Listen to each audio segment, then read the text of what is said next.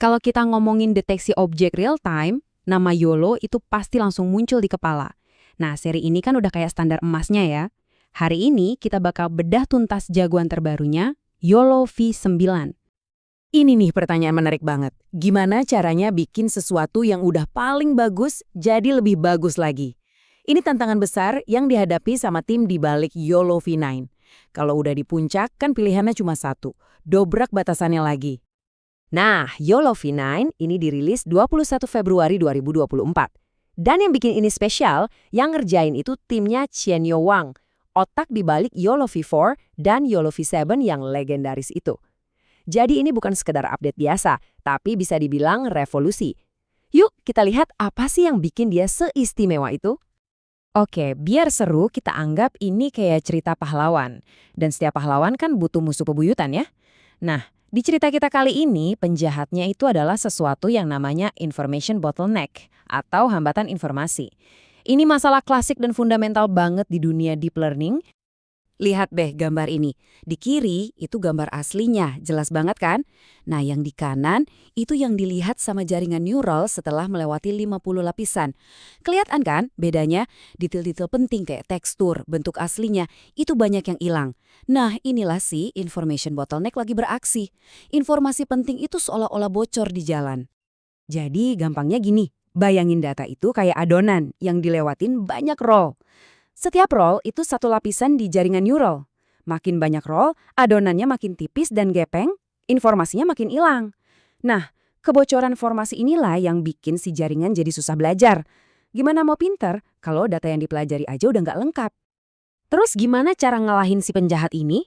Nah, disinilah muncul pahlawan pertama kita, Programmable Gradient Information, atau kita sebut aja PGI. Ini solusi cerdas banget buat mastiin informasi penting gak hilang di tengah jalan. Analoginya keren banget. Coba bayangin jaringan neural itu pipa panjang. Nah, PGI ini kayak bikin jalur khusus di samping pipa utama, semacam jalur kenangan gitu. Jadi informasi-informasi super penting itu lewat jalur ini, gak akan hilang. Hasilnya, sinyal untuk belajar atau gradiennya itu selalu dapat data yang utuh dan lengkap, bukan data sisaan yang udah terdistorsi. Pertanyaannya, apa ini nggak bikin modelnya jadi lambat? Nah, disinilah jeniusnya. PGI itu cuma aktif pas proses kali training aja. Dia bikin cabang tambahan yang bisa dibalikin, kayak jaring pengaman buat nyimpan informasi. Tapi pas modelnya udah jadi dan siap dipakai, pof, jalur tambahan ini hilang. Jadi performanya tetap kencang pas inferensi. Nggak ada biaya komputasi tambahan. Cerdas banget kan? Tapi PGI nggak berjuang sendirian. YOLO V9 juga punya pahlawan kedua, kali ini dari sisi arsitekturnya. Namanya GELAN, singkatan dari Generalized Efficient Layer Aggregation Network. Yang bikin GELAN ini hebat adalah dia nggak mulai dari nol. Timnya pinter banget, mereka ngambil kelebihan dari dua arsitektur yang udah ada.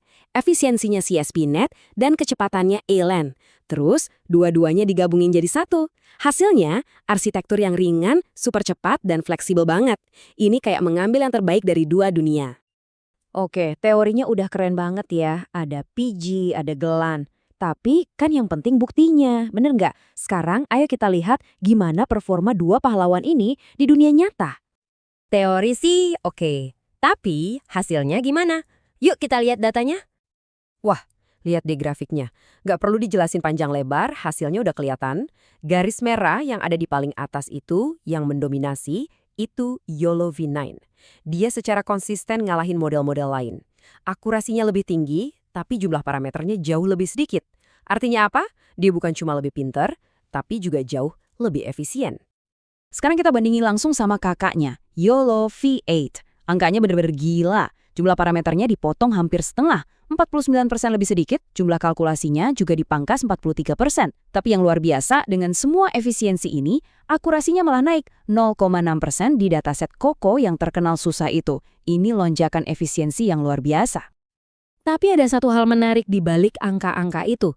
YOLO V8 itu karakternya lebih optimis. Kadang dia ngasih alarm palsu, deteksi objek yang sebenarnya nggak ada. Sebaliknya, YOLO V9 ini lebih hati-hati. Dia mungkin sesekali kelewatan objek, tapi sekali dia deteksi sesuatu, biasanya itu akurat banget. Jadi, pilihan antara keduanya ya tergantung kebutuhan aplikasi kita. Oke, kita udah lihat angka, udah lihat grafik. Tapi kenapa ini semua penting? Apa dampaknya di dunia nyata? Nah, ini bagian yang paling seru.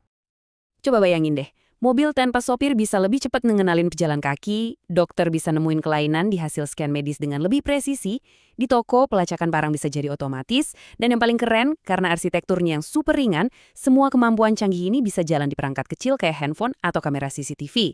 Ini artinya AI canggih jadi bisa dibawa kemana-mana. Jadi, intinya begini.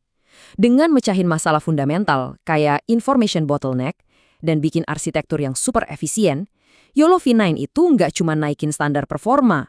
Lebih dari itu, dia membuat AI canggih jadi lebih gampang diakses dan efisien buat semua orang. Nah, ini ninggalin satu pertanyaan besar buat kita renungin. YOLO V9 udah berhasil mecahin masalah efisiensi informasi. Kira-kira terobosan besar berikutnya bakal mecahin masalah apa ya? Mungkin soal pemahaman konteks yang lebih dalam, atau kemampuan nalar sebab akibat. Entah apapun itu, satu hal yang pasti, masa depan deteksi objek kelihatan jauh lebih cerah dan pastinya lebih pintar.